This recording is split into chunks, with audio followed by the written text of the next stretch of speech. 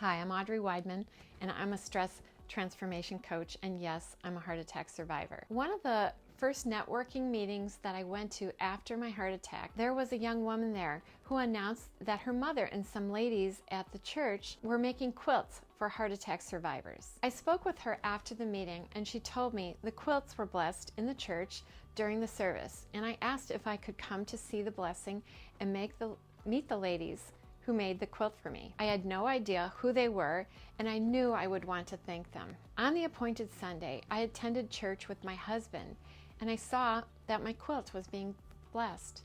But what I wasn't prepared for was what happened at the end of the service. As the parishioners left the church, they tied a knot in my quilt and said a prayer for my recovery. I had never felt such an overwhelming sense of gratitude and receivership. These people didn't even know me, and hundreds of people were tying knots in my quilt.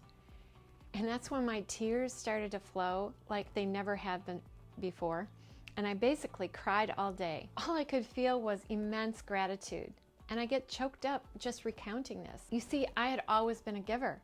It's better to give than to receive was hardwired in my head. I volunteered with my kids' schools. I volunteered for my community, church, and charities. I was a giver. I love being able to give. I have time, resources, and knowledge to be able to. I'm coming from a place of abundance, and I like hearing thank you, and I know that I make a difference. For me to be able to give, there has to be a receiver. When I received the quilt, I was humbled. I was the recipient of people giving to me, and I coveted the prayers for my recovery. I relied upon strangers to help me. I needed help, and that's when I realized that I had not been a good receiver. I also realized that I had the habit of brushing off compliments or praise. Now if a compliment comes along my way, I respond, thank you. I make an effort not to brush it off and receive it. If someone wants to do something nice for me, I let them. We're not meant to go it alone. If you are always giving, your vessel will be empty.